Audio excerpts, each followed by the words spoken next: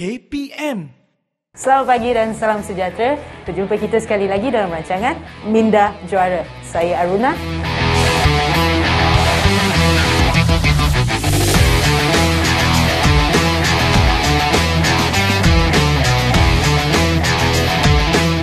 Dan hari ini apa yang kita akan lihat atau kita akan belajar adalah cara berkomunikasi secara berkesan. So, apa itu komunikasi berkesan? Ataupun kita tahu dulu apa itu komunikasi. Biasanya bila kita kata komunikasi, apa yang akan sampai dekat minda kita sebenarnya? Cara kita menyampaikan dan menerima maklumat. Betul tak? Kita perlukan seseorang untuk menyampaikan dan kita perlu seseorang untuk menerima. Kita kalau cakap seseorang, itu dah macam saya cakap tadi lah, self-talk kan? Tapi bila kita berkomunikasi, maksudnya kita nak menyampaikan sesuatu, informasi ataupun maklumat kepada seseorang untuk menerima. So, dia ada beberapa cara sebenarnya untuk berkomunikasi ni. Yang paling lazimnya selalu kita akan cakap adalah berkomunikasi ni ada tiga cara ataupun tiga kaedah. Yang pertama adalah secara non-verbal ataupun secara bukan lisan. Kita kata body language. Marah je, muka ketat. Rasa tak suka je, muka kalih dan sebagainya. Lepas tu kalau tak selesa je, hentam pintu. So, ini semua adalah body language. Maksudnya, kita nampak kalau orang yang marah, muka ketat, badan turun, ataupun orang yang gembira, muka dia ceria. Kalau mungkin kita tengah bercakap dengan dia nak rushing, muka nampak macam nak rushing. Kan, ini semua adalah body language. Dia tak sampai pun kat kita sebenarnya. Dia tak bagi tahu pun kat kita sebenarnya apa yang dia tengah fikir dan apa yang dia nak sampaikan. Tetapi dengan melalui melihat dia punya riak muka, dia punya bahasa badan dia, kita dah tahu dah sebenarnya adakah dia selesa ataupun tak selesa. Yang kedua adalah secara lisan. Macam sekarang lah saya bercakap, anda menerima. So, lisan adalah sesuatu yang biasa kita buat. Okay? Dan yang ketiga adalah secara bertulis. Okay, yang macam kita selalu type message, kita hantar emoji dan sebagainya. Ini adalah juga cara kita berkomunikasi. Okay, kenapa berkomunikasi ni sangat penting dalam sukan? Kenapa komunikasi ni, kalau let's say kita boleh tak nak training seorang-seorang? Kan, apa yang adik rasa kat rumah sekarang ni? Alah, kena buat plan sendiri, kena bangun sendiri, kena buat training sendiri, semua sendiri. So, seolah-olah kita berkomunikasi hanya dengan diri kita saja. Kita hanya bercakap dengan diri kita saja. So, jadi kita tak ada komunikasi dua hala. Bila tak ada dua hala tu, maksudnya kita akan terus jadi rasa macam mana? Tepu. Kita tak tahu apa yang kita nak move next. Kita tak dapat feedback. So, jadinya komunikasi tu terbantut. Dan kita tak tahu macam mana kita nak bergerak ke arah depan lagi. Sama ada apa yang kita buat ni betul ke, salah ke dan sebagainya. Bila kita dapat feedback, kita dapat maklum balas, apa yang akan jadi? Kita akan nak move forward. Okay? Dalam sukan juga ada beberapa orang dalam sukan ni, betul tak? Yang orang-orang yang terlibat dengan kita secara lazim ataupun secara dekat. Siapa yang pertama? Adalah jurulatih kita. Betul tak? Kalau kita boleh berkomunikasi dengan lebih berkesan dengan jurulatih kita, kita mula menyampaikan apa yang kita rasa. Awak rasa best tak? Bila kita boleh cakap dengan coach, saya rasa hari ni saya tak best lah. Saya rasa tak boleh lah. Saya rasa saya penat dan sebagainya. Kalau coach menghormati kita, dia faham, okey, kita dah training betul-betul hard ni, okey, saya bagi free time sikit contohnya. Ataupun coach rasa tak, saya rasa awak boleh lagi push sikit lagi ni contohnya. Ini adalah feedback dan komunikasi. Kalau hubungan komunikasi antara coach dan atlet baik, sebenarnya perjalanan mereka dalam journey sukan ni akan jadi lebih senang, lebih smooth lah kita kata. Okey, yang seterusnya adalah antara atlet dan atlet. Tak kisahlah adik-adik ni adalah sukan individu ke, sukan berpasukan ke, tapi komunikasi akan berlaku. Betul tak? Dalam sukan individu pun kita ada rakan-rakan sepasukan kita. Kita nak tahu apa yang diorang training dan sebagainya. So, kita nak tahu apa yang kita dah buat, kita tak buat. So, ini adalah antara perkara yang kita berkomunikasi. Kalau kita simpan je dalam dada, kita simpan je tak bagi tahu, nak harapkan kawan kita faham, susah. Kawan-kawan kita ni pun bukannya ada bomoh kan? Kata, simpan je dalam hati, saya boleh faham. Kok ada detect machine ke kan? Kalau mungkinlah di masa dapat ataupun masa sekarang, ataupun saya tak tahulah, mungkin di Jepun dah ada kot mesin-mesin macam ni yang macam sekarang lah, kita scan temperature dah boleh keluar, dia tengah marah, dia tengah kecewa dan sebagainya. Tapi sekarang kita masih lagi perlu berkomunikasi. Lagi siapa lagi? Kita dengan cikgu kan, adik-adik yang kat sekolah ni kan, kita nak berkomunikasi dengan cikgu. Cikgu, saya nak kena pergi competition ni, so saya perlukan modul-modul. Ini berkomunikasi lah. Kalau kita senyap saja tak bagi tahu cikgu, marah tak cikgu? So, ini adalah antara komunikasi yang perlu kita pertingkatkan. So, ingat adik-adik, ada tiga cara untuk kita nak berkomunikasi. Bukan saja daripada segi lisan, tetapi dari segi non-verbal, daripada badan kita dan berkomunikasi. Kadang-kadang kita teks pun kita tak pandai lagi. Mungkin tersalah faham. Kan, selalunya kita teks, kita nak cakap something else. Tapi tiba-tiba orang lain faham something else. Ini pun boleh terjadi. So hari ini kita nak belajar lebih banyak macam mana cara kita nak buat berkomunikasi dengan berkesan.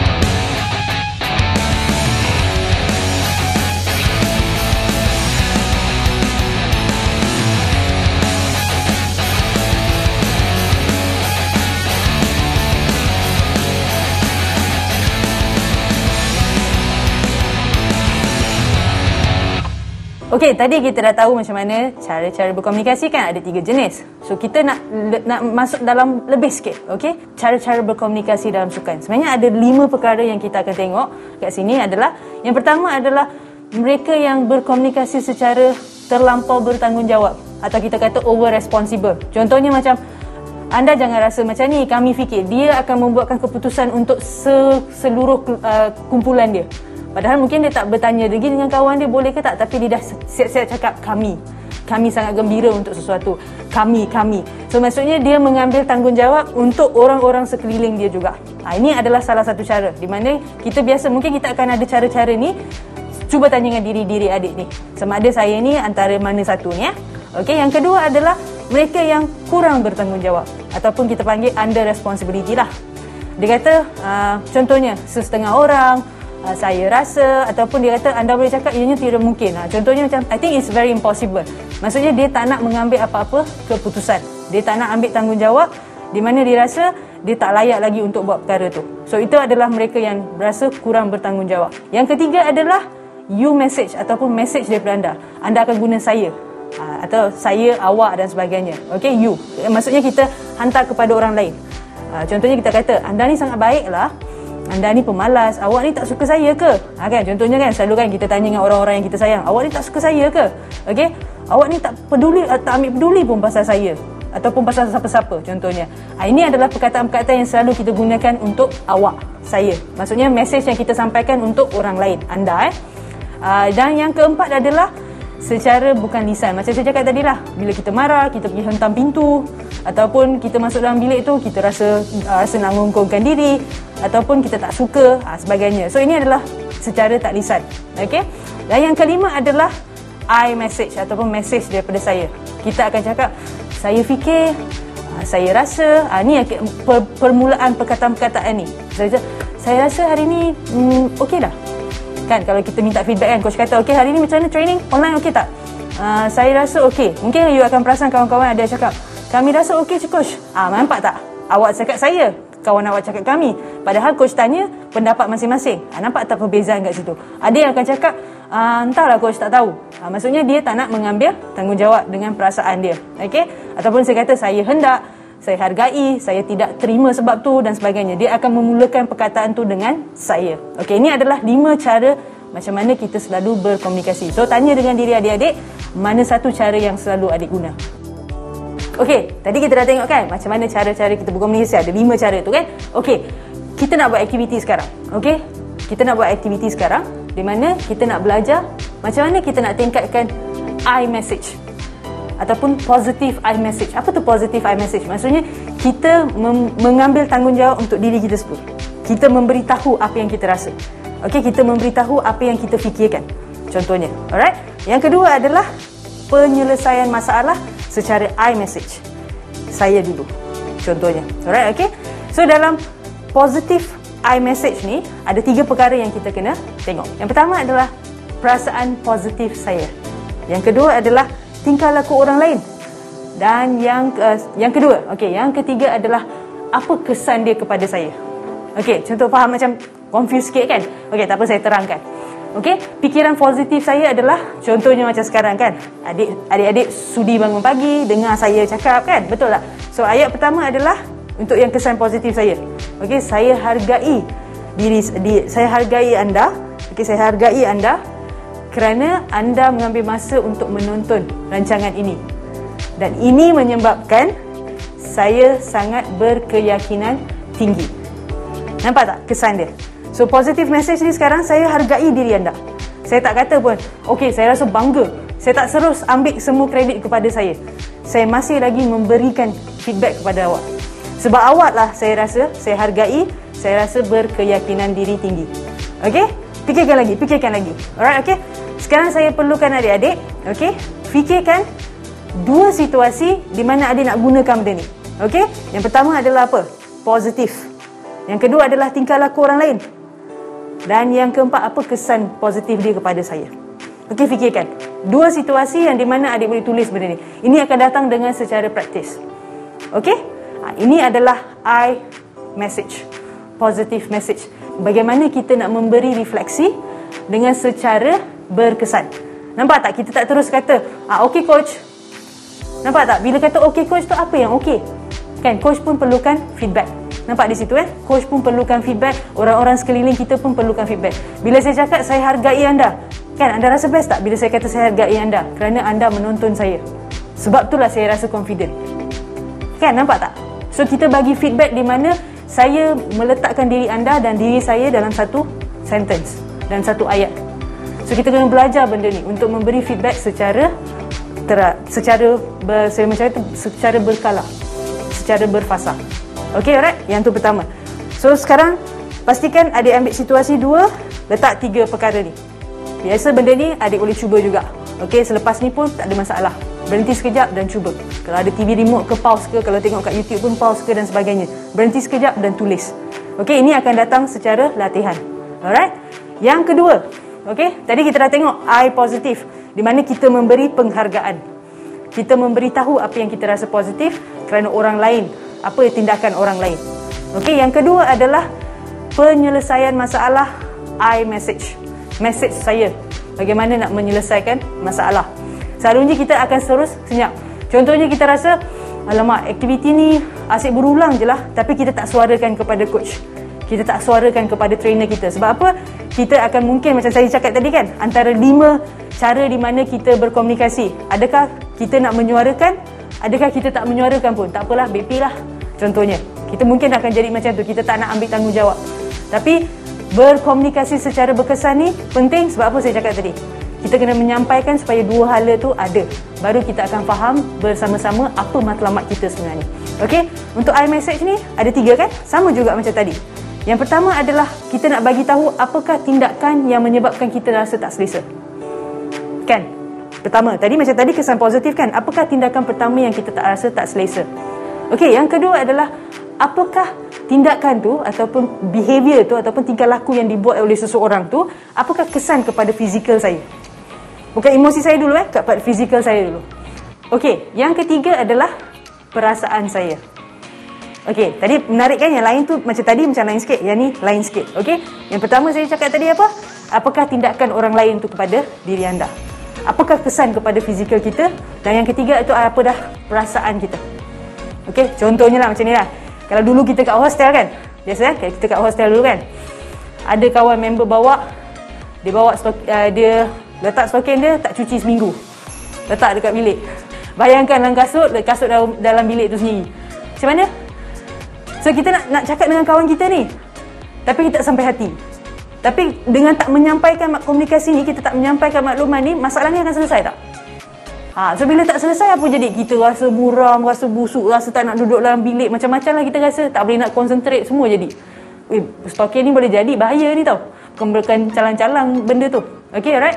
So kalau contoh macam saya cakap tadi, kita nak letak balik dalam sentence Okay, apakah deskriptif ataupun natural behaviour yang tadi kawan-kawan awak buat? Dia tak cuci stokin dia kan? Saya rasa saya dah nampak stokin awak dalam sinki tu ataupun dalam kasut dah hampir seminggu. Itu mukadimah. Kan kita nak bagi tahu dia dulu. Apa yang tindakan dia tu sebenarnya yang kurang menyenangkan. Okey? Saya secara fizikal, apa kesan kepada fizikal anda? Anda akan cakap, saya kurang senang baunya. Maaflah saya nak cakap, saya kurang senang dengan baunya. Okey? Ini membuatkan saya rasa kurang selesa perasaan saya. Kan kita tak cakap pun, weh cuci lah, weh kau ni, contohnya kita tak adalah kasar sangat kan. Kita nak menyampaikan secara dengan baik. Kita nak bagi tahu. Contohnya kita kata, pastikan yang kita menyelesaikan masalah dengan menggunakan I message ni. Ingat balik apakah tindakan, apakah kesan dia dan apakah perasaan saya. Kita kena bagi secara genuine. secara terus terang. Kan bila kita biasa, kita tak adalah kata nak salahkan dia, tak adalah kita kata nak pergi cakap depan ramai orang. Panggil je kawan, dah seminggu dah stokin tu tak bercuci kan. Saya rasa kurang senang sebab kan kita tak selesa dalam bilik kan. So saya rasa kurang senang. So maksudnya kita memberitahu apa yang kita rasa. Kita tak menyalahkan dia. Betul tak? Ini adalah salah satu cara macam mana kita nak meningkatkan penyelesaian masalah secara iMessage. Alright? Ada juga banyak-banyak perkara lain yang kita boleh buat. Secara contohnya, kita boleh bagi secara constructive feedback. Kita nak kritis kawan kita. Kita nak kata, kawan kita kata, tadi aku buat aktiviti tu okey tak? Kita nak bagi apa dulu? Kita nak bagi pujian dulu. Kita nak kata, okay, good job. Kita nak bagi tahu dia dulu, okay, effort yang bagus. Lepas tu baru kita kata, mungkin next time, kita boleh tambah sikit macam ni. Nampak tak? Kita ada macam sandwich. Kita panggil sandwich layer lah. Yang layer pertama, kita nak bagi dulu. Kita nak bagi positive feedback dulu. Bagus. Okay, bagus awak punya aktiviti ni. Yang kedua, awak akan cakap, tapi kalau next time, kita boleh cuba angkat kaki sikit ke, badan tegak sikit ke. Kan? Kita nak komunikasi, kita nak sampaikan supaya kita nak kawan kita pun ataupun diri kita pun untuk nak dapatkan feedback-feedback macam tu. Dan yang ketiga adalah, baru kita kata, kita nak bagi pujian kepada dia. Great job. Keep it up. Contohnya. Ini sandwich method. Kan, kita dah ada iMessage. Kita nak selesaikan masalah dengan penyelesaian masalah dengan iMessage. Dan ketiga adalah kita memberi feedback secara konstruktif. Iaitu sandwich method. Ban dia, kita kata, okay, great job. Bagi positive feedback dulu. Keduanya, kita dalam patty tu, kita kata apa? Okay, macam ni kita boleh tambah sikit. Yang ni kita boleh kurangkan sikit. Dan yang ketiga adalah, kita kata teruskan. Kita bagi pujian. Bila kita buat method sandwich ni, apa akan jadi? Di mana kawan kita akan hargai kita. Di mana kita bersungguh-sungguh, kita ikhlas nak bagi feedback kita sebenarnya. Itu yang penting sebenarnya. Okay?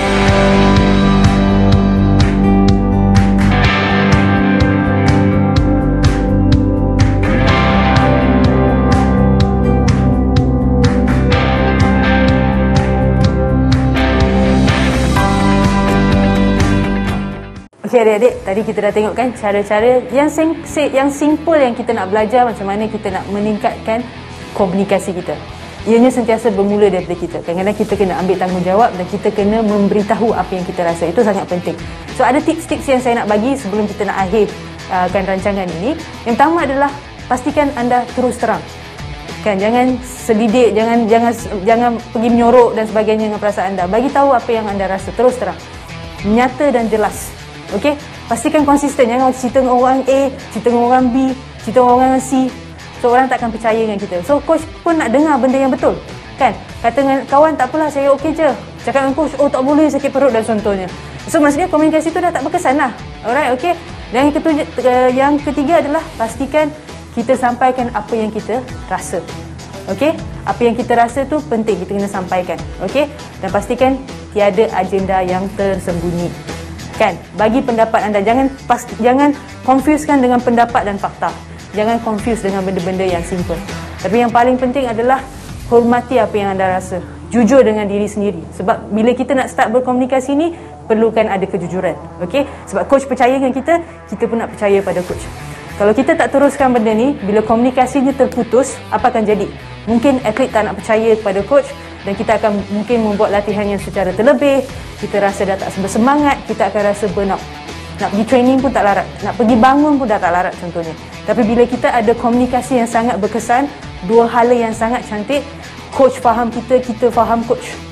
So kita akan jadi lebih apa? Kita akan jadi lebih efektif. Kita akan pastikan setiap goal kita akan tercapai. Sebab kita tahu apa yang kita tengah buat. Okey? Dan yang ketiga adalah pastikan yang di mana komunikasi ni jangan simpan dengan kita saja. Okey, kita kena belajar. Bukan saja macam saya cakap tadi, bukan saja secara design, kita kena belajar macam mana nak tulis. Nampak tak? Macam mana kita nak tulis dalam message pun. Okey, adakah kita ni seorang yang bertanggungjawab dengan kita nak bagi tahu apa yang kita nak bagi tahu? Alright? Ataupun kita secara non-verbal kita sangat ni, padahal cakap saya happy, tapi muka tak happy. So sebab macam saya cakap tadi kan, bila kita dapat menguruskan emosi kita daripada episod yang lepas kan, bila yang sekarang ni kita nak berkomunikasi dengan lebih berkesan supaya adik-adik dapat menguasai benda ni dan menjadi atlet yang lebih bagus, dapat menyampaikan apa yang adik rasa dengan secara lebih efektif. Okey, untuk soalan terakhir kita untuk series ini, alright, pastikan adik jawab ya. Soalan dia adalah bagaimana kita boleh mengaplikasikan komunikasi berkesan di dalam sukan. So pilihlah sukan sendiri dan buatlah aktiviti yang saya sebutkan tadi. Okey, selamat mencuba. Itu sahaja untuk episod hari ini. So, kita akan berjumpa lagi dalam rancangan yang sama tetapi dengan topik yang lebih menarik di mana kita akan mengetahui lebih banyak tentang sukan-sukan spesifik. Dan kita akan jumpa di episod akan datang. Sehingga itu, saya Aruna dan ini Minda Juara.